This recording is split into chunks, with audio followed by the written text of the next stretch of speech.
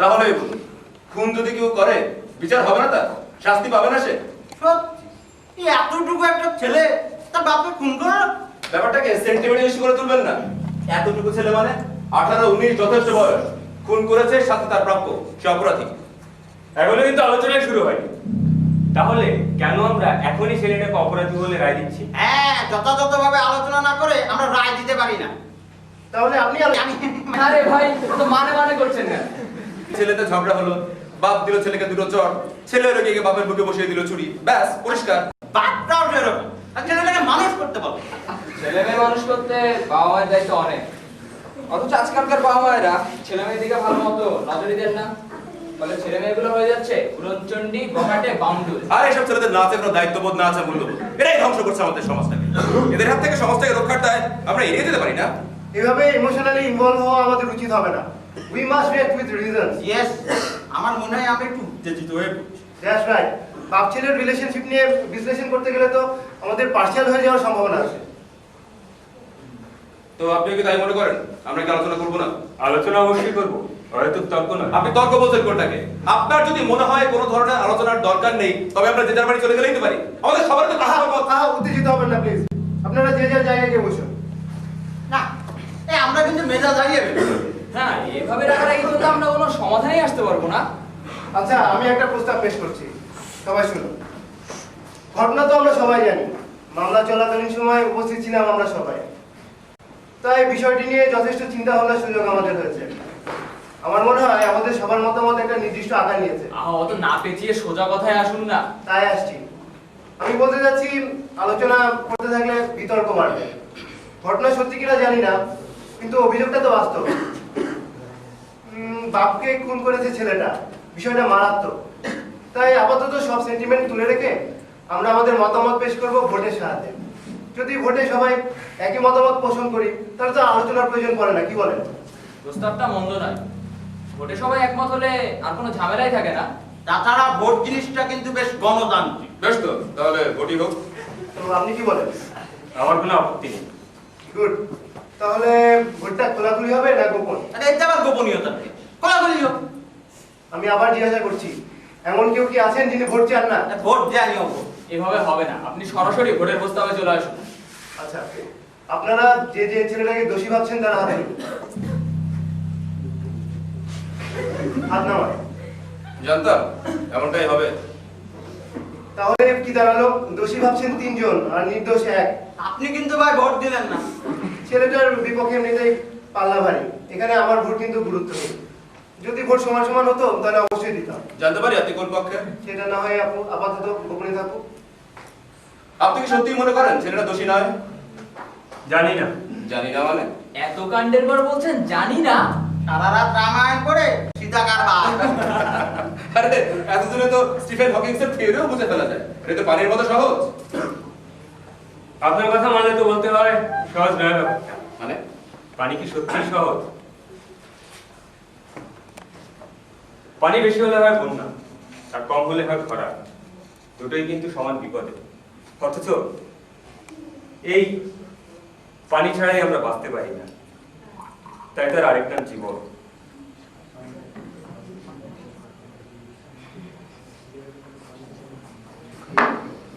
জীবন কি সত্যি সহজ? তর্ক রাখুন। এর মতো অপরাধী আমি আমার সারা জীবনে দেখিনি। খাঁটি অপরাধীর মতো চেহারা। একজন অপরাধীর চেহারা কেমন?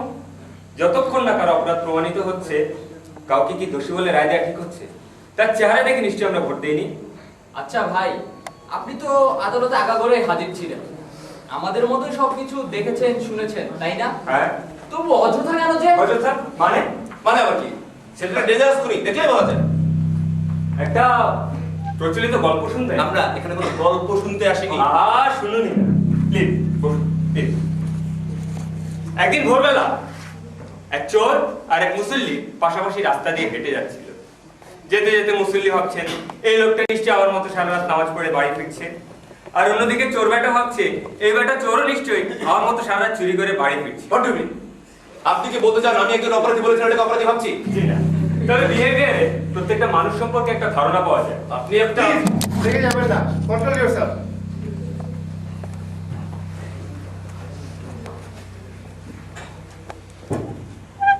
ছেলেটা যে অপরাধী এ বিষয়ে আমিও একমত, কিন্তু অনাবশ্যক উত্তেজনায় যুক্তি হারিয়ে ফেললে তো হবে না। ঠিক আছে, যুক্তির কথাই শুনুন। সরকারি উকিল বহু ভাবে প্রমাণ করেছেন ছেলেটা অপরাধী। আপনি যদি চান তাহলে আমি আবার না, আমি তা চাই না। ছেলেটার বাজে মার্কা সাফাই দিতে বিশ্বাস করেন? জানি না, হয়তো করি, হয়তো করি না। আশ্চর্য, তাহলে তো ভোট দিলেন না কেন? মাত্র 19 বছর বয়স। যথেষ্ট বয়স। বাপের বুকে ছুরি বসিয়েছে পুরো 4 ইঞ্চি গভীরে আপনার এই 19 বছর বয়সের ছেলেটা। ধেড়ে খোকা। আচ্ছা ভাই, বলুন তো আপনি কি চান?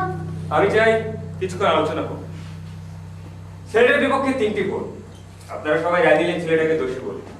আমার পক্ষে তাই সহজ হলো না আপনাদের সঙ্গে হাত তোলা। আমি চাই অন্তত আরো কিছুক্ষণ আলোচনা হোক। এতে হয়তো কারো মতামতের পরিবর্তন হলেও হতে পারে। আমি মনে করি ছেলেটা অপরাধী। আপনি হাজার বছর চেষ্টা চালিয়ে গেলেও আমার মত পাল্টাতে পারবেন। আমি তো আপনার মত পাল্টাতে চাই। আপনি চাচ্ছেনটা কি? যাচ্ছি কিছু কথা বলবো। ভেবে দেখুন, মাত্র 7 বছর বয়সে হারালো মাকে, তার উপর রানী বাবা। জীবনে কারো কাছে না পেলে একটু আদর, না পেলে একটু সহানুভূতি। তাতে কি হলো? তাতেই তো সব হলো।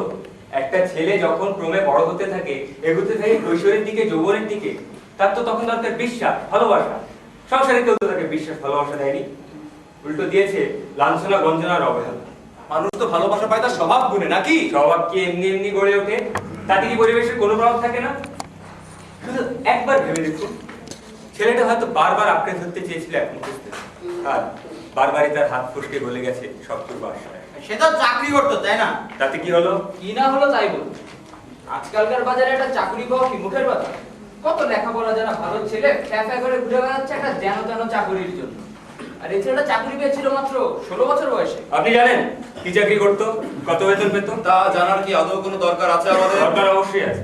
সবকিছু জানা না থাকলে আমরা সিদ্ধান্তে পৌঁছাবো কি করে? হ্যাঁ, আমারও মনে হয় আসলে আমাদের সবকিছু জানা উচিত। ঠিক আছে, আমি বলছি ছেলেটা চাকরি করতো একটা গার্মেন্টস ফ্যাক্টরিতে। কত বেতন পেত? 1,500 টাকা। আপনি জানেন এই ধরনের চাকরিতে দিনে ক ঘন্টা খাটতে হয়? 10 থেকে 12 ঘন্টা, সিজনে আরো বেশি। তো বা খাটবে না? চাকরি করবে আর খাটবে না? 18-19 বছর বয়স, এটাই তো খাটার সময়। খাটার সময় বেশ, কিন্তু কিরকম খাটবে? খাটনি মানে খাটনি, ব্যাস। না, খাটনি মানে খাটনি ব্যাস নয়। আজকের দিনে মাত্র 1,500 টাকায় একজনের একবেলা খাবারও ঠিক মতো জোটে না। তো ওকে তো আর 5,000 টাকা বেতন দেওয়া যায় না। লেখাপড়াও বিশেষ একটা শেখেনি। লেখাপড়া শেখেনি কারণ সুযোগ হয়নি, সংসার বা পরিবেশ তাকে সেই সুযোগ দেয়নি। তবুও ম্যাট্রিক পাস, মোটামুটি রেজাল্ট তো ভালো। আমার মনে হচ্ছে আমরা মূল প্রসঙ্গ থেকে দূরে সরে যাচ্ছি। মোটেই না, আমরা মূল প্রসঙ্গেই আছি। ভেবে দেখুন, সংসার বা সমাজে মানুষ হয়ে থাকার সুযোগ পেল না। উপরন্তু চাকরি পেলে এমন একটা যা মানুষকে নামিয়ে আনে জন্তুর পর্যায়ে। জন্তুর পর্যায়ে কেন? আজকাল কোন আইনে আছে যে কেউ দিনে 8 ঘন্টার বেশি চাকরি করবে? তাছাড়া কোন আইনে আছে দিনে 8 ঘন্টার বেশি কাজ করে একটা মানুষ বেতন পাবে মাত্র 1,500 টাকা? তাছাড়া কোন আইনে আছে লেখাপড়ার মৌলিক অধিকার থেকে বঞ্চিত হয়ে একটা ছেলে এত কম বয়সে আটকে যাবে চাকরির ঘানিতে? দেখুন, না কথা হয়তো সত্যি, তবে সবটা নয়।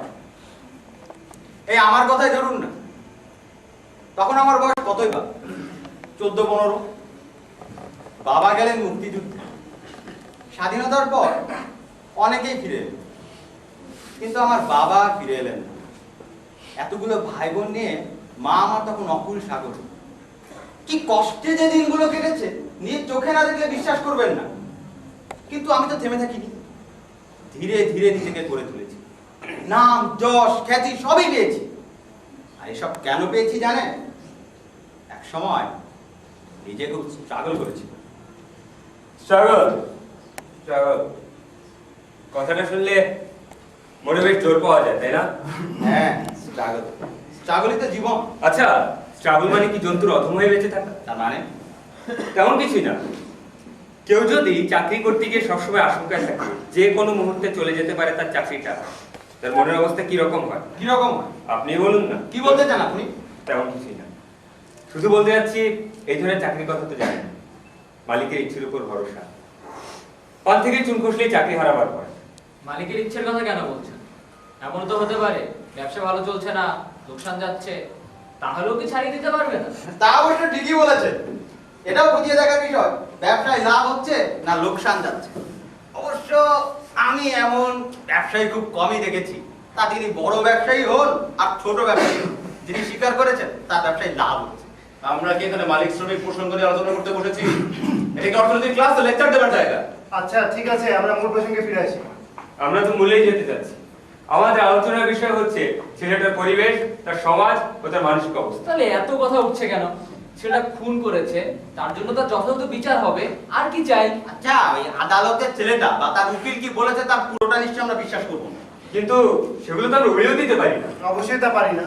তো যাই বলুন না কেন, ছেলেদের বাপকে খুন করবে কথা কিছুতেই মেনে নেওয়া যায় না। আচ্ছা ঠিক আছে, ধরে নিলাম ছেলে খুন করেছে তার বাবাকে। আপনাদের কারো মনে আছে ঠিক কি ঘটেছিল সেদিন? মনে আছে। ছেলেটা সেদিন বাড়ি ফিরে সন্ধ্যার ঠিক পর পর আচ্ছা। সেদিন এসে বাবার সাথে বেশ বকাঝকা, বাবা ছেলেটাকে বেশ বকাঝকা করে, বেশ চেঁচামেচি হয়েছিল। সে শুধু চেঁচামেচি নয়, ঝগড়ার ঝোঁকে বাবা ছেলেকে থাপ্পড় মারে। তারপর ছেলে চিৎকার করে বাবাকে শাসিয়েছিল তোমাকে খুন করে ফেলবে। বললাম তো খুনের কথা পরে আসছি। আপনাদের নিশ্চয় মনে আছে ঝগড়াটা ঠিক কি নিয়ে হয়েছিল?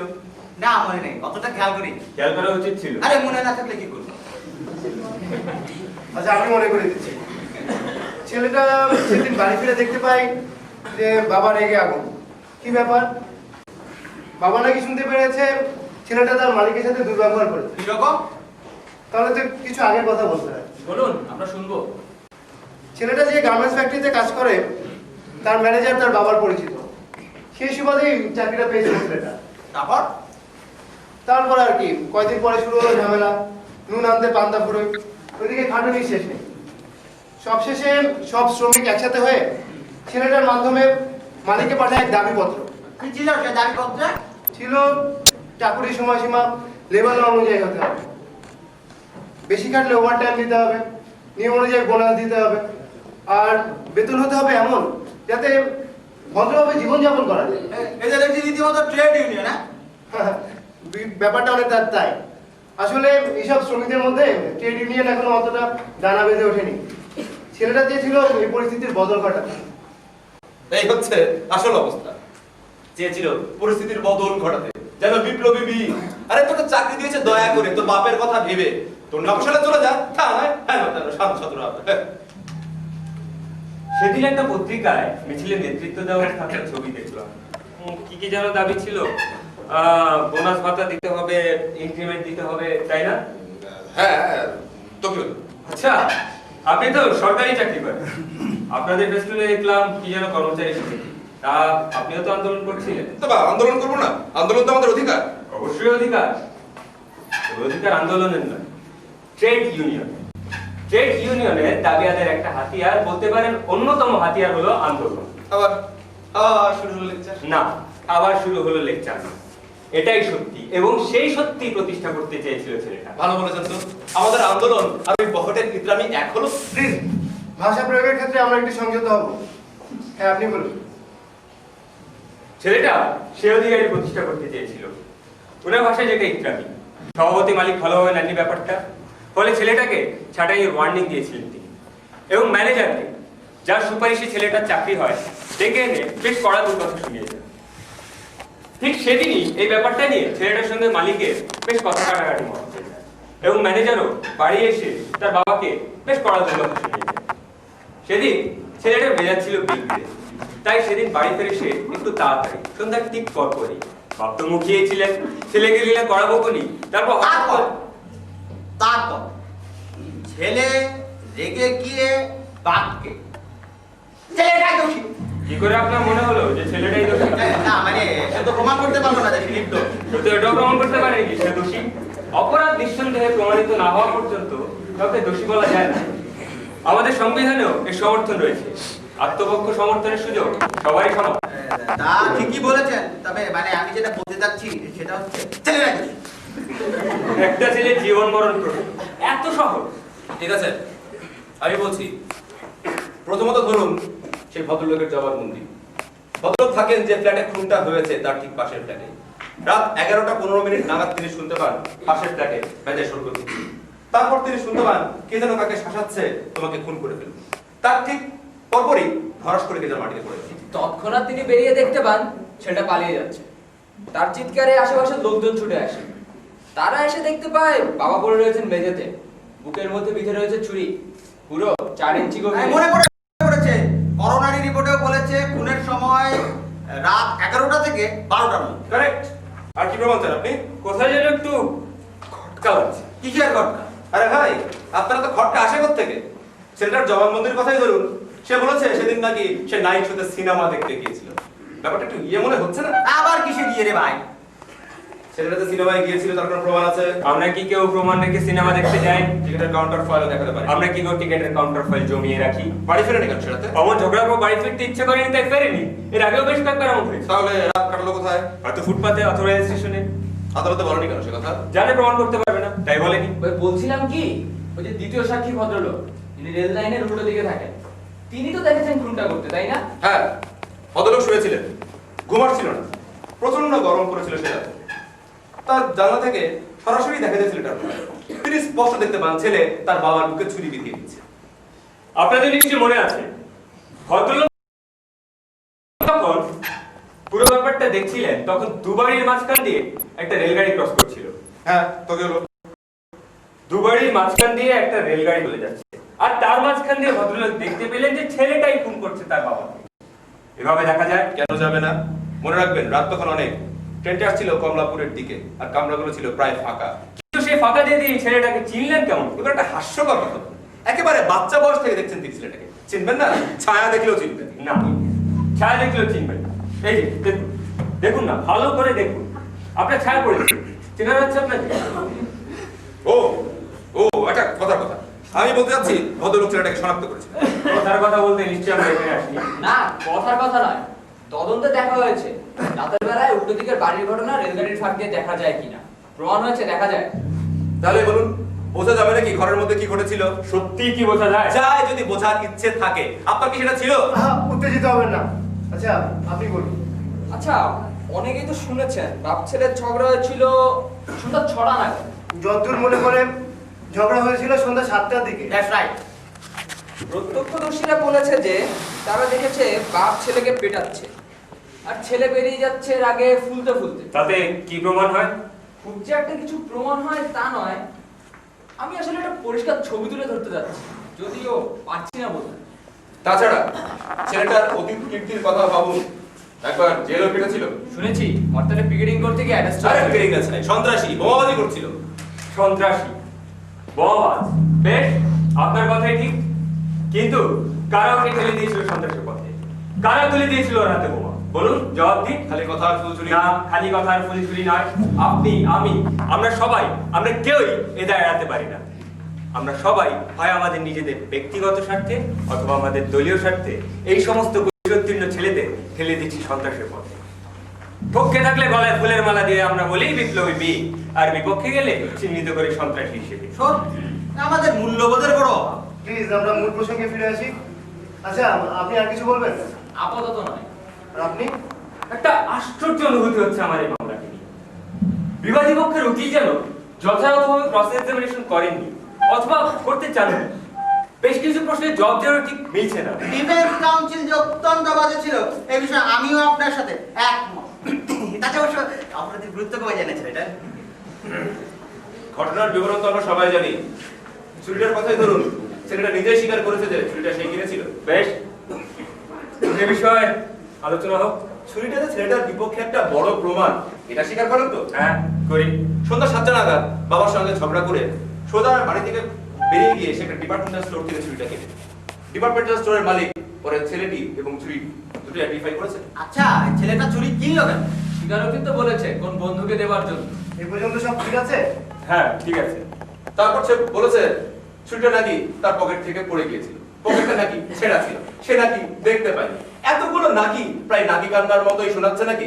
তারপর নাকি সে আর ছুরিটা চোখেই দেখে। এই হচ্ছে ছেলেটার গল্প বা জবানবন্দি। আসলে কি ঘটেছিল আপনারা সবাই তো জানেন। ছুরিটা কিনে বাড়ি ফিরে এসে খুব ঠান্ডা মাথায় তার বাবাকে খুন করে, কেননা ছুরির বাট থেকে হাতের ছাপ মুছে ফেলতে তার ভুল হয়নি। মামলার সঙ্গে জড়িত প্রায় প্রত্যেকেই ছুরিটাকে আইডেন্টিফাই করেছেন। তাহলে এখন কি আমাদের এও বিশ্বাস করতে হবে কোন এক অজ্ঞাত পরিচয় ব্যক্তি রাস্তা থেকে ছুরিটা কুড়িয়ে পায়, তারপর তার বাড়ি গিয়ে খামোখাই তার বাবাকে খুন করে? আপনারা কি একটু ইয়ে হয়ে যাচ্ছে না? আপনার কথাই যখন বললেন আমি একটু অন্যভাবে ভাবতে চাই। আচ্ছা, এমনও তো হতে পারে ছেলেটা সত্যি হারিয়েছিল ছুরিটা, এবং এমন কেউ যাকে আমরা কেউই চিনি না, যাকে এই মামলায় জড়াতে পারিনি কেউ, ঠিক একই ধরনের আরেকটা ছুরি দিয়ে খুন করে ছেলেটা বাবাকে। ছুরিটা একটু দেবেন প্লিজ। শিওর।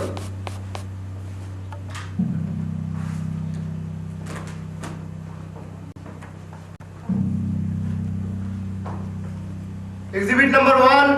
Thank you. সবাই একটু ভালো করে দেখুন, একটু অন্যরকম নয় কি? আমি আমার জীবনে এ ধরনের চুরি আর দ্বিতীয়টি দেখিনি।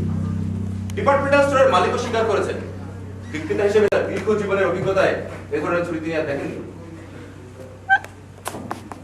তাহলে আপনারাই বলুন, এরকম আর একটা চুরি এই মামলায় আমদানি করা কি সম্ভব?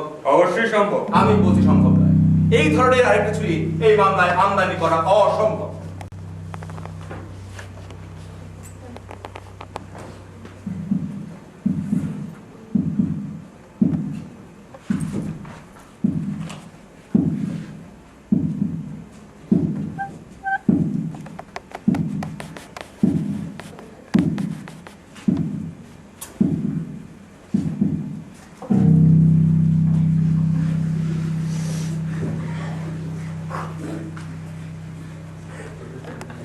মাই গড, দুটো চুরি হবো এক।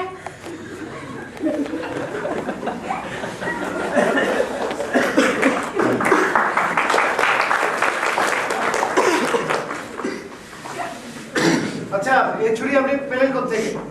ঠিক একই ধরনের চুরি আরেকটা পাওয়া যাবে না, বিশেষ করে ঢাকা শহরে। দেখে একটা কথা হলো, কাজটা ভালোই, স্মার্ট, চাতুর্যপূর্ণ। কিন্তু ভাই, আপনি যা প্রমাণ করতে গেলেন তার ফলাফল কিন্তু সুন্দর। এ ধরনের চুরি হাজারটা থাকতে পারে, কিন্তু ছেলেটি যে মিথ্যে বলছে সেটা আপনি ভালো করেই জানেন।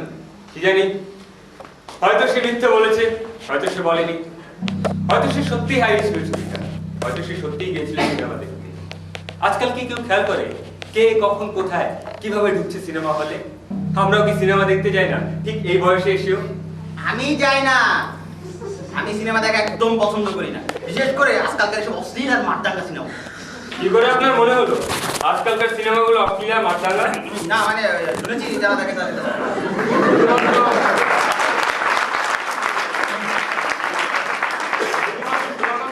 যুক্তি গড়ে উঠতে পারে। আচ্ছা ভাই, আপনি বলুন তো আপনি কি চান? আপনি কি ছেলেটার অ্যাডভোকেট নাকি? আমরা সবাই এখানে মনে করি ছেলেটা দোষী, আর আপনার দলে আপনি একা। সত্যি করে বলুন তো আপনি কি চান?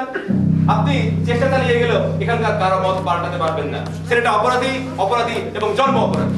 কোনো মানুষই জন্ম অপরাধী হতে পারে না। আমরা ওদের অপরাধী হতে সাহায্য করি। কথার মারপ্যাচ? শুধু কথার মারপ্যাচ হবে কেন? এর সঙ্গে জড়িয়ে রয়েছে একটা ছেলের জীবন মৃত্যুর প্রশ্ন। আচ্ছা ভাই, আপনি কি সত্যিই মনে করেন ছেলেটা খুনি না? সন্দেহে যথেষ্ট অবকাশ রয়েছে। বেশ কিছু প্রশ্নের জবাব যেন ঠিক মিলছে না। কিন্তু আপনি তো এ পর্যন্ত নিজের সমর্থনে একটা যুক্তিও দেখাতে পারলেন না। ছুরিটার মধ্যে চমক আছে, কিন্তু যুক্তি নেই। আর যত যুক্তি দেখান না কেন, আপনি এখানকার কারো মত পাল্টাতে পারবেন না। আচ্ছা ঠিক আছে, আমি একটা প্রস্তাব পেশ করছি। আবার ভোট নেওয়া হবে, এবং এবার আমি আর ভোট দিব না। এবার ভোট নেওয়া হবে সিক্রেট ব্যালটে। ভোটে যদি দেখা যায় আপনারা সবাই একমত হয়েছেন যে ছেলেরাই দোষী, আমি আমার চাষ থেকে সরে দাঁড়াবো। প্রস্তাবটা কিন্তু মন্দ না, ব্যালটে লেখা থাকবে দোষী অথবা নির্দোষ। বেশ যুক্তিবাদী প্রস্তাব। এবার তাহলে গোপন ব্যালট। আপনাদের সবার কাছে একটা অনুরোধ, একজনের মতামত অন্যজনকে দেখাবেন না। রায় লিখে কাগজটা আমার হাতে ফিরিয়ে দেবেন।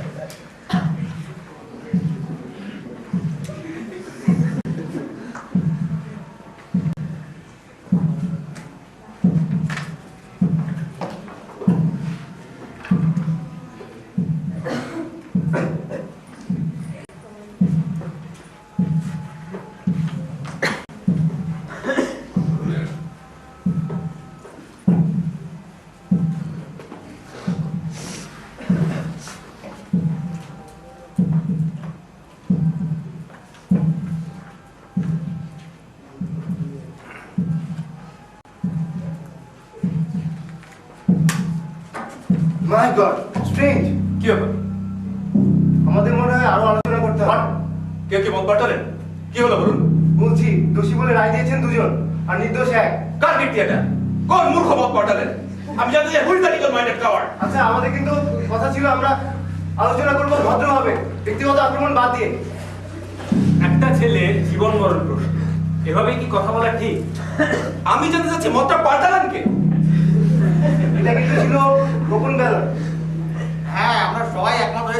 যে ভোটটা হবে সিক্রেট ব্যালটে তা এখন আর আমাদের মধ্যে গোপন কিছু নেই। এই যে ভাই, এত ব্যাপার কি বলুন তো? তখন বললেন ছেলেটা দোষী, আর এখন এই ভদ্রলোকের পাল্লায় পড়ে এমন ব্যাগ গেলের মতো আচরণ শুরু করলেন। কি বলতে কেন আপনি খেয়াল খুশি মতো মত পাল্টানোর অধিকার সকলের আছে, আমাদের আচরণ সংযত হওয়া উচিত।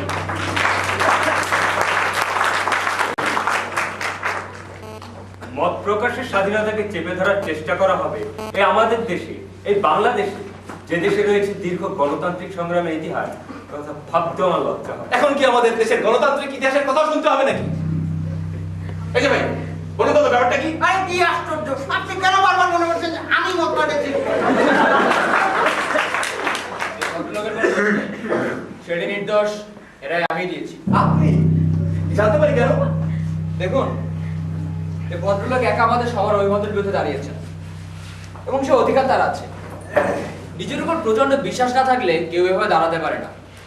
রায় দেওয়ার সম্পূর্ণ স্বাধীনতা তিনি আমাদের দিয়েছেন, সমর্থন লাভের জন্য এতটুকু জোরও করেননি। তাই ভাবলাম চলুক না আরেকটু আলোচনা। আমি তো আসলে কোনো যুক্তি খুঁজে পাচ্ছি না। ছেলেটা সত্যি খুন করেছে নাকি? অন্তত এরা দুজন এখন তা স্বীকার করছে না। আচ্ছা, guilty beyond the reasonable doubt, এই কথাটার যথার্থ অর্থ কি? রিজনেবল ডাউট কেমন জানি সহমতি কথাটা। যেখানে একজন মানুষের জীবন মৃত্যুর প্রশ্ন, সেখানে রিজনেবল ডাউট বলতে আসলে কি বোঝায়? আইন শৃঙ্খলার প্রশ্নে এক জায়গায় ইতি টানতেই হয়, নাহলে তো খুন খারাপি বেড়েই চলবে। কিন্তু বিচারটা হবে প্রকাশ্য এবং নিরপেক্ষভাবে। একজন মারাত্মক অপরাধী, এমনকি সে যদি খুন করে রাষ্ট্রের সর্বোচ্চ শাসককেও, তাকে আমরা খুনি বলে রায় দিতে পারি না যতক্ষণ না সে বিচার হবে প্রকাশ্য এবং নিরপেক্ষভাবে। কিন্তু রাষ্ট্রীয় নিরাপত্তার প্রশ্ন? শুধু রাষ্ট্রীয় নিরাপত্তার প্রশ্ন কেন, যে কোনো খুনের বিচারে কিন্তু বিচারের শুদ্ধতা জরুরি। তা সে রাষ্ট্রের সাধারণ নাগরিক বা প্রধান বিচারপতি যে হোক না কেন, সে যাকে আমরা মূল আলোচনায় ফিরে আসি। বেশ তো, তাহলে আপনিই বলুন কোনটা কে করলো? দেখুন, আমার যতদূর মনে করে আমাদের আলোচনা সীমাবদ্ধ ছিল সেটি দোষী না নির্দোষ এর মধ্যে। আচ্ছা, এমনও তো হতে পারে একটার উপর নজর ছিল নিহত ব্যক্তির কোনো নিকটজনের। তো না মানে আমি বলতে চাচ্ছিলাম, বাবা ছেলে ঝগড়া সুযোগ নিয়ে কোনো নিকটজনই খুনটা করেছে। ওই যে কথাই বলে না, একদিনে দুই পাখি, বাবাটাও মরলো, ছেলেটাও ঝুললো ফাঁসিতে। বাহ বাহ, বেশ ভালোই তো গল্প ফেলেছেন। তা আপনি জানেন নাকি আসল খুনিকে? না আমি কি করে জানো? না না না, ছেলেটাই দোষী।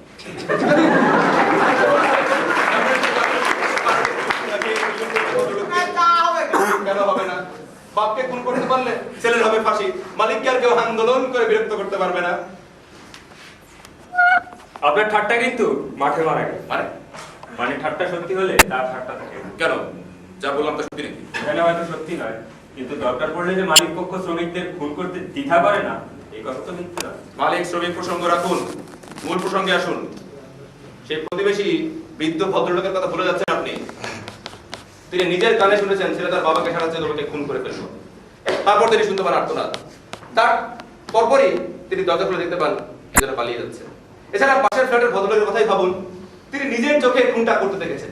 এত সব প্রমাণ যদি আপনার কাছে যথেষ্ট না মনে হয়, আমার কাছে যথেষ্ট বলে মনে হচ্ছে। কি হলে আপনার কাছে যথেষ্ট মনে হবে? আচ্ছা বলুন তো, ছকামরার একটি রেলগাড়ি কোনো নির্দিষ্ট স্থান পেরোতে কতটা সময় নেয়? আনুমানিক 30 সেকেন্ড। ঠিক আছে, ধরে নিলাম আনুমানিক 30 সেকেন্ড, এবং সেই নির্দিষ্ট স্থানটি হলো ভদ্রলোকের শোবার ঘরের জানালা, যেখান দিয়ে তিনি দেখেছেন খুনটা করতে, তাই তো? তাই। আচ্ছা, আপনাদের মধ্যে কারো বাড়ি কি রেল লাইনের পাশে? আমার বাড়ি। তাহলে আপনি বলতে পারবেন প্রচন্ড শব্দ করে একটা রেলগাড়ি যখন বাড়ির পাশ দিয়ে ছুটে যায় তখন কি অসহ্য শব্দ হয়, এবং বিশেষ করে যদি বাড়ির জানালা খোলা থাকে সেই শব্দ হয়ে ওঠে জঘন্য। এরকম শব্দে কারো কথা তো দূরের কথা, নিজের মনের কথা যেন চাপা পড়ে যায়। আপনার মনের কথা শুনতে আমরা এখানে আসিনি, আসল কথা বলুন। প্রতিবেশী ভদ্রলোক তিনি বলেছেন যে তিনি শুনেছেন ছেলেটা তার বাবাকে বলছে নয়, চেঁচাচ্ছে। আচ্ছা ঠিক আছে, চেঁচাচ্ছে তোমাকে খুন করব আমি। আর তার ঠিক 1 সেকেন্ড পর তিনি শুনতে পান একটা আত্মচিৎকার। 1 সেকেন্ড, লক্ষ্য করুন সবাই, 1 সেকেন্ড। তাই তো বলেছিলেন। এবং রেল লাইনের উল্টো দিকের ভদ্রলোক যিনি নিজের চোখে দেখেছিলেন খুনটা করতে, তিনি বলেছিলেন তিনি দেহটাকে পড়তে দেখেছিলেন যখন রেলগাড়িটার শেষের দুটো কামরা ক্রস করছিল। হ্যাঁ ঠিক আছে। শেষের 2 কামরা।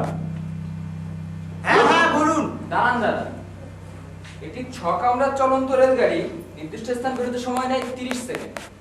তার মানে শেষের 2 কামরা বেরোতে সময় নিয়েছে 10 সেকেন্ড।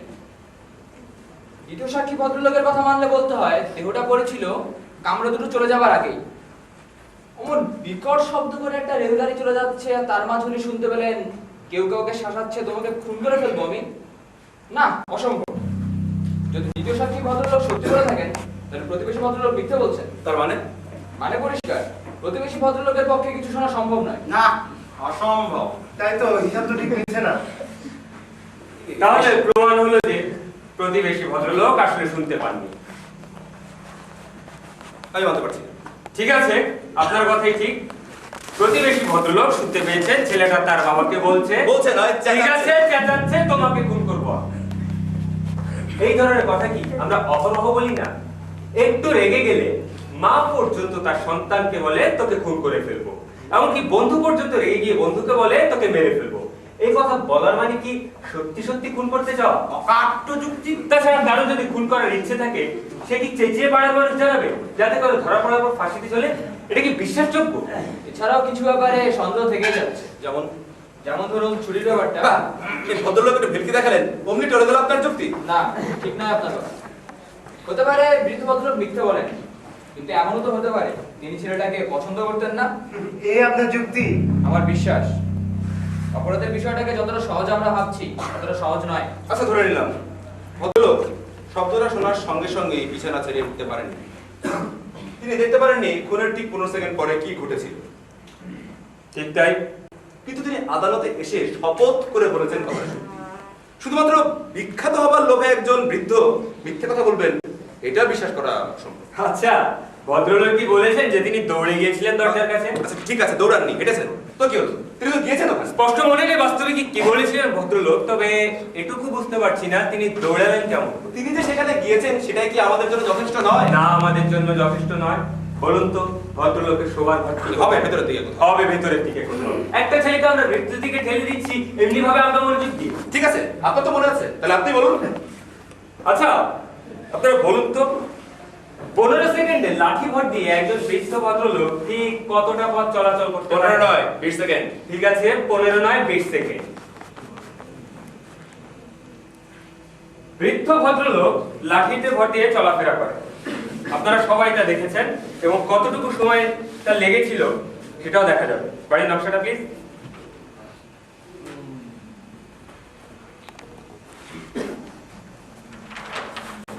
Exhibit number 2। এই হলো ভদ্রলোকের বিছানা।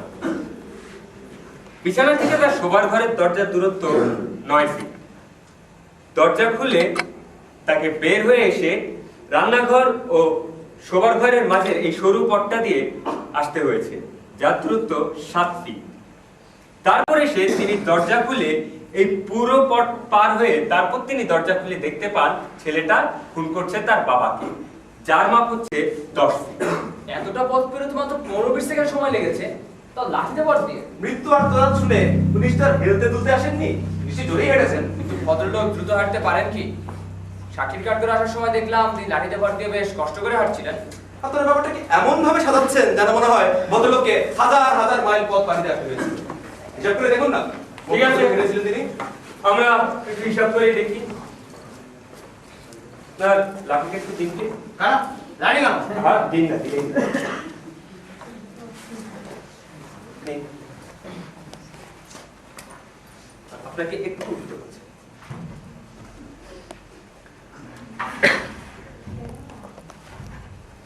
আপনার কাছে স্টপ ওয়াচ আছে?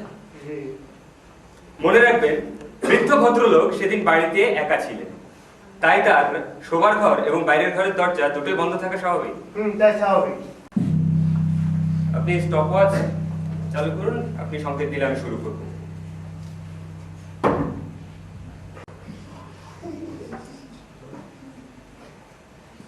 শুরু করব। স্টার্ট।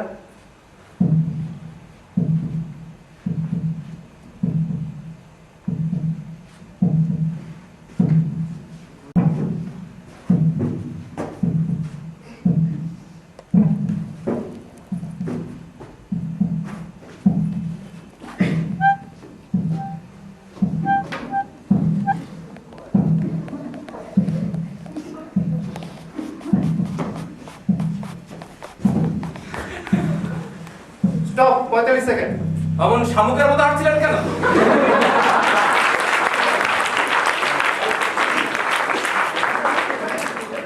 ভদ্রলোক আদালতে যে গতিতে হেঁটেছিলেন উনি কিন্তু তার চেয়ে দ্রুত হেঁটেছেন। অসম্ভব। বলতে পারেন তিনি আসতে পেরেছেন, কিন্তু তাই বলে 3 গুণ বেশি সময়। তবুও আমরা কাউকে মিথ্যাবাদী বলতে পারি না বিশেষ বিবেচনা না করে। অবশ্যই না পারি না। আমার মনে হয় ভদ্রলোক শব্দ শুনে দৌড়ে এসে দেখতে পান কেউ দরজা খুলে দৌড়ে পালাচ্ছে। তার মনে হলো ছেলেটাই পালাচ্ছে। এটা হতে পারে, এটা সম্ভব। হতে পারে, সম্ভব। এসব ছেলে বড় কথা বলে আমাকে ধাপ্পা দেওয়া যাবে না। ধাপ্পা? তার মানে আপনাকে দেখে মনে হচ্ছে ছেলেটাকে নিজের হাতে ফাঁসি দড়ি পড়াতে পারলে আপনি খুশি হতেন। আপনার জন্য আমার দুঃখ। আপনার দুঃখে আমি বিয়ে করি। শুধুমাত্র লেখাপড়া জানলে ভদ্রলোক হয়। Shut up! You shut up! ছেলেটা ফাঁসিতে ঝুলবে শুধুমাত্র আপনি চাচ্ছেন বলে। আপনার আবেগহীন, হৃদয়হীন, যুক্তিহীন জেদের কাছে একটা ছেলের জীবন নিতান্তই মূল্যহীন। কিছু মনে করবেন না, আপনার মনুষ্যত্ব নিয়ে আমার মনে সংশয় দেখা দিয়েছে। অবশ্য পশুও বলা যাবে না আপনাকে, কারণ পশুদেরও হৃদয় বলতে কিছু একটা থাকে। You smart! How dare you call me such? আপনি কি করছেন? থামুন, থামুন, থামুন। Oh no, load shedding. আপনারা যে যার জায়গায় দাঁড়িয়ে থাকুন, আমি আলোর ব্যবস্থা করছি।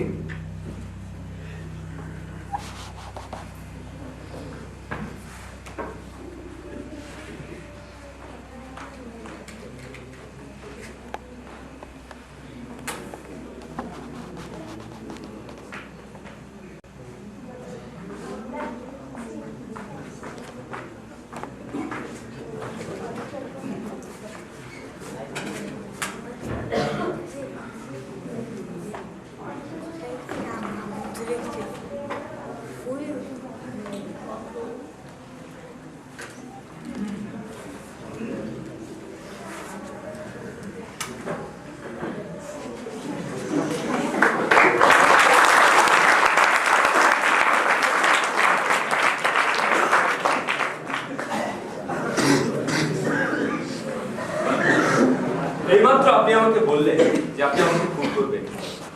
তার মানে কি এই যে আপনি আমাকে সত্যিই খুন করবেন? আমাদের আচরণ কেমন যেন একটু বালকিল্য হয়ে যাচ্ছে নাকি? আসলে we are men of responsibility. মুখে বলবো নিরপেক্ষতা, গণতন্ত্র, আর কাজের বেলায় করবো না, এটা তো হতে পারে না। বিষয়টা ন্যায় আর যুক্তির, আবেগ কিংবা ব্যক্তিগত নয়। That's right, it's true. ওটা কিন্তু ভেঙে যাচ্ছে। আমার কিন্তু তা মনে হয় না। রেল লাইনটা জানালার দিকে, অর্থাৎ সিঁড়ির উল্টো দিকে। এমনও তো হতে পারে যে তখন সিগন্যাল না পেয়ে ট্রেনটা ধীরে ধীরে চলছিল। সেই ক্ষীণ আওয়াজে একজনের মৃত্যু আর্তনাদ কিন্তু কানে আসতে পারে। এক্স্যাক্টলি। কখনো কখনো ঘরে বসে কিংবা রাস্তায় চলতে গিয়ে আমরা কি সন্ত্রাসীদের নির্মম গুলিতে ঝাঁঝরা হয়ে যাওয়া মানুষের মৃত্যু আর্তনাদ শুনতে পাই না? সামান্য কারণে সন্ত্রাসীদের হাতে ঝরে যাচ্ছে কত তাজা প্রাণ। অবশ্য এই বৃদ্ধ ভদ্রলোকটির মতো আমরা কেউই তখন সাহস করে এগিয়ে যাই না, শুধুমাত্র ব্যক্তি স্বার্থের কথা চিন্তা করে। এই তো আমাদের নৈতিক চরিত্র। আমাদের আসলে সৎসাহসের বড় অভাব। সঠিক সময় সঠিক জায়গায় আমরা হয়ে পড়ি প্রতিবাদী। নইলে দেখুন না, এই ঘুণধরা সমাজে আমাদের চারপাশে কত অসঙ্গতি, অথচ এই সমস্ত অসঙ্গতির বিরুদ্ধে সোচ্চার না হয়ে আমরা হয়ে আছি প্রতিবাদী। 100% সত্যি কথা বলেছে। কিন্তু আমরা একবারও ভেবে দেখছি না আমাদের এই নির্লিপ্ততা একদিন বুমেরাং হয়ে দেখা দিতে পারে, যেখানে ব্যক্তি স্বাতন্ত্র্য বা স্বাধীনতা তো দূরের কথা, সামান্য সম্মান নিয়ে বেঁচে থাকা হয়ে পড়তে পারে দায়। যাক, যা গেছে, লোডশেডিং শেষ। আপনি যেন কি বলছিলেন প্রতিবেশী ভদ্রলোকের ব্যাপারে? প্রতিবেশী ভদ্রলোকের হয়তো সময় গণনায় ভুল হয়েছিল, কিন্তু তিনি নিশ্চিত দেখেছিলেন যে কেউ পালাচ্ছে। আর পুরো ঘটনাটা ঘটতে হয়তো 45 সেকেন্ড সময় লেগেছিল। হত্যাকারী একটা প্রবণতার কথা মনে রাখবেন, খুন করার পর সে সবসময় মৃত মানুষকে একবার জন্য হলেও তাকিয়ে, কারণ সে নিশ্চিত হতে চায় মানুষটা আসলে মরেছে। হ্যাঁ, কথাটা যুক্তিসঙ্গত। আরেকটা কথা, এটা যুক্তিসঙ্গত কিনা আপনারাই বিচার করুন। ছুরিটা বিঁধেছিল ভদ্রলোকের বুকের বাঁ দিকে, অর্থাৎ হৃৎপিণ্ডের ঠিক উপরে। ছুরি আর বন্দুক কিন্তু এক জিনিস নয়। ছুরিটা বেঁধার পর তিনি নিশ্চয়ই কিছুক্ষণ মৃত্যু যন্ত্রণা ছটফট করেছিলেন। এই কথাটাও যুক্তিসঙ্গত। তাহলে ব্যাপারটা দাঁড়াচ্ছে এই যে বাবাকে ছেলে প্রথমে শাসালো, তারপরে ধস্তাধস্তি করতে করতে বাপের বুকে ছুরি বেঁধালো, তারপরে মনন যন্ত্রণা দেখতে দেখতে ছুরির বার থেকে হাতের ছাপও মুছলো, তারপরে দরজার ছিটকিনি থেকে হাতের ছাপ মুছলো। এত সব করতে তো অনেক সময় লাগার কথা। এরপরে কি চোখে আঙ্গুল দিয়ে দেখিয়ে দিতে হবে? না, চোখে আঙ্গুল দিয়ে দেখানোর দরকার নেই। আপনার কথা অনুযায়ী আসলে অনেক সময় লাগা কথা। কিন্তু ভদ্রলোক কি এত সময় খালি খালি দরজার সামনে দাঁড়িয়েছিলেন? কাউকে দেখতে না পেয়ে তিনি কেন দাঁড়িয়ে থাকবেন দরজায় খালি খালি? অবশ্যই ভদ্রলোক মিথ্যা সাক্ষী দিয়েছেন। ইডিওটিক কথাবার্তা। ইডিয়ট থাকলে ইডিয়টিক কথাবার্তা তো হবেই। তার মানে মানে যে না বোঝো গড় সংখ্যা। কি বলতে চান? আচ্ছা, রেগে যাবেন না। আচ্ছা, আই এম টোটালি কনফিউজ। আইনের সার্কামস্টেন্সিয়াল এভিডেন্স বলে একটা কথা আছে, তাই না? That's why I am also confused. ফালতু কথা। এই ধরনের মন্তব্য ঠিক নয়। মতের সাথে মিললে এক্সিলেন্ট আর না মিললে ফালতু। এটা এক ধরনের স্বৈরতন্ত্র। কোন শালা বলে স্বৈরতন্ত্র? শুধু মাথা বোঝেন? সবটা বুঝি না, তবে এটুকু বুঝি যে স্বৈরতন্ত্র অন্যের মতামতকে শ্রদ্ধা করে না এবং সবাইকে নিজের মতো স্ট্যাটাস ভেবে বলে শালা। আমরা জানি স্বৈরতন্ত্র হাতে ঘা লাগলে মাথা ছাড়িয়ে যায়। কি বলতে চান? আচ্ছা, আমরা কিন্তু আবার আলোচনা থেকে দূরে সরে যাচ্ছি। তাড়াতাড়ি আলোচনা শেষ করুন, এদিকে আবার পানির কৌটা শেষ হয়ে যাবে। রাখো তো মানে কোনটা? আরে ঠিক আছে, রইলাম পানির কৌটা আলোচনা সঙ্গে।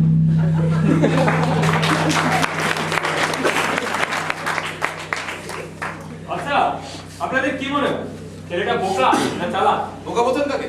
বলুন ধরিবাজ। ঠিক আছে, ধরে নিলাম ছেলেটা ধরিবাজ অর্থাৎ চালাক। তাহলে সে অমন কাজ করলো কেন বোকার মতো? খোলাসা করে বলুন। বোকা না হলে কি কেউ নিজের বাবাকে খুন করার জন্য যে রাতে খুন করবে ঠিক সেই রাতেই ছুরিটা কিনে যাতে সহজেই তাকে শনাক্ত করা যায়? মনে হয় ছেলেটা বোকা। তাহলে এমন কাজ করবে। তাহলে ছুরির বাট এবং দরজার ছিটকিনি থেকে হাতের ছাপ মুছলো কেমন ধরিবাজের মতো? আমি তো আগেই বলেছি ছেলেটা ধরিবাজ। আচ্ছা, এমন তো হতে পারে চলন্ত রেলগাড়ি থেকে কেউ খুন করা দেখতে পারে। দেখতে পারে, কিন্তু আদালতে তো কেউ এসে তা স্বীকার করেনি না। আর তাহলে নিশ্চিতভাবে বলা যায় ছেলেটা বোকা। আরে নালে কেউ মনে হয় খুন করে যে রেলগাড়ি থেকে কেউ দেখে ফেলে। অর্থাৎ ছেলেটা প্রথমে বোকা কারণ সেই ছুরিটা কিনলে অনেক সময় যাতে সহজেই তাকে ধরা যায়। তারপর ছেলেটা কারণ দরজার ছিটকিনি এবং ছুরির বাট থেকে হাতের ছাপ মুছতে তার একটুও ভুল হয়নি। তারপর ছেলেটা আবার বোকা কারণ খুনটা করলো এমন এক সময় যাতে সহজেই তাকে ধরে ফেলা যায়। এই তো মানুষের মগজিগি বুদ্ধি এমন ভাবে সাজানো থাকে যাতে তাকে দরকার মতো টেনে এনে ব্যবহার করা যায়। সন্ধ্যা থেকে ছেলেটা একবার বোকা আবার চালাক, আবার বোকা আবার চালাক। এটা কি করে সম্ভব? এভাবে তো ভেবে দেখিনি। তবে কি ছেলেটা নির্দোষ? আপনাদের রকম সম্বন্ধে আমি কিছুই বুঝতে পারছি না। আপনারা জানেন এই পরিবেশের মানুষগুলো কেমন হয়। সত্য মিথ্যার কোনো প্রভেদ থাকে না এদের। এরা নৃশংস, খুন খারাপ বিচারে কিছুই বোঝে না। এরা মাতাল। খুন করার জন্য এদের কোনো কারণের দরকার পড়ে। আপনারাই বলুন, ঘৃণা ছাড়া এদের আর কি প্রাপ্য হতে পারে? এই যে তখন থেকে আমি একটা ব্যাপার বোঝানোর চেষ্টা করছি, আর আপনি এই দুজনের সঙ্গে তাল মিলিয়ে চলছেন। আহা, আমি তো বলিনি ছেলেটা নির্দোষ। এই শুধু একটু কনফিউশনে পড়ে গেছিলাম এটা। আচ্ছা, ওই রেল লাইনের ওপারের ভদ্রলোককে নিজের চোখে দেখেছেন খুন করতে, তাই না? বলুন, ভালো করে বুঝিয়ে বলুন। ঠিক, আপনি বলুন না। বলেছিলেন তিনি ঘুমোতে যান 11টার দিকে। তার বিছানা সোজাসুজি তার ঘরের খোলা জানালা, যেখান থেকে দেখা যায় রেললাইনের ওপারের ঘর যেখানে খুনের ঘটনাটা ঘটেছে। সেদিন অনেক গরম পড়ায় ভদ্রলোকের ঘুম আসছিল না। তিনি ঘরের আলো নিভিয়ে বিছানায় শুয়েছিলেন। তন্দ্রার মতো আসতে হঠাৎ তার ঘুম ভেঙে যায় এবং তিনি দেখতে পান ছেলেটা স্ট্যাব করছে তার বাবাকে। এবার এবার কি বলবেন? প্রত্যক্ষদর্শী সাক্ষী, একে অস্বীকার করবেন কি করে? হ্যাঁ, এ কথার বিপক্ষে কিছু বলার নেই বোধ হয়। হ্যাঁ, বোধ হয়, এখনো বোধ হয়। অন্য সব সাক্ষী চুলে হয়ে গেলেও ক্ষতি নেই, কিন্তু প্রত্যক্ষদর্শী সাক্ষীকে নিশ্চয়ই আমরা অস্বীকার করবো না।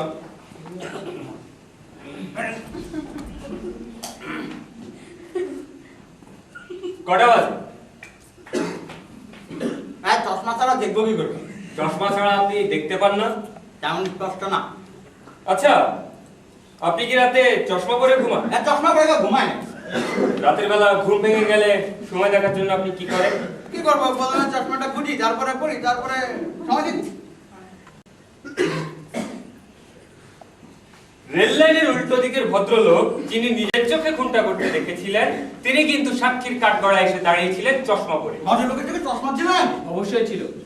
আমি হলফ করে বলতে পারি ভদ্রলোকের চোখে চশমা ছিল, এবং সেই চশমা ছিল বেশ কড়া পাওয়ারের। এবং ভদ্রলোক একবারও সেই চশমা চোখ থেকে খোলেননি। আশ্চর্য!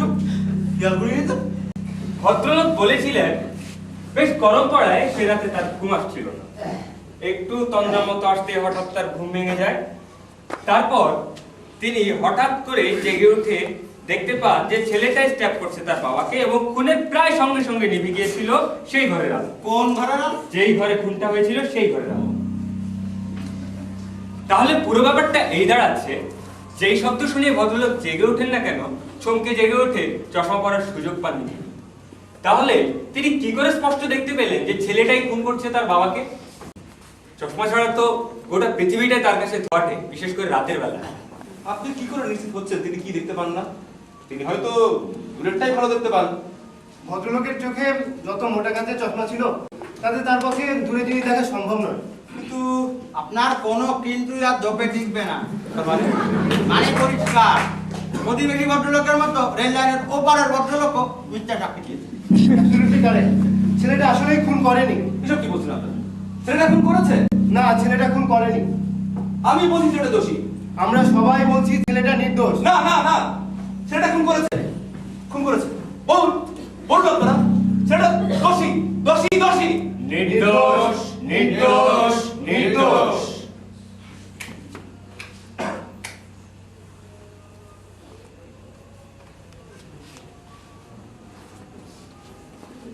আমাদের আলোচনায় ছেলেটা নির্দোষ প্রমাণ হলেও আদালতে কিন্তু তার ফাঁসি হয়েছিল। বিচারক বললেন এভাবেই চলবে চিরকাল, কিন্তু মান্যবর ভুল করছে। আর তাই তিনি শুধু ছুটছেন এর লাশ থেকে বিরাম ঘরে হাফ ছাড়বার জন্য। খুদে ঘরটি আঁকড়ে ধরেছেন বিচারক। নিক্ষিপ্ত হবেন তিনিও বর্জ্য আইনের মতোই, যা তাকে কিনে দিয়েছে বিচারকের চোখ পা। এটাই তো বিচার বিচারকেরই। কতটা আসর জমাবেন তিনি গর্জন করতে করতে এবং নিজেকে বানাবেন আম, কেন না?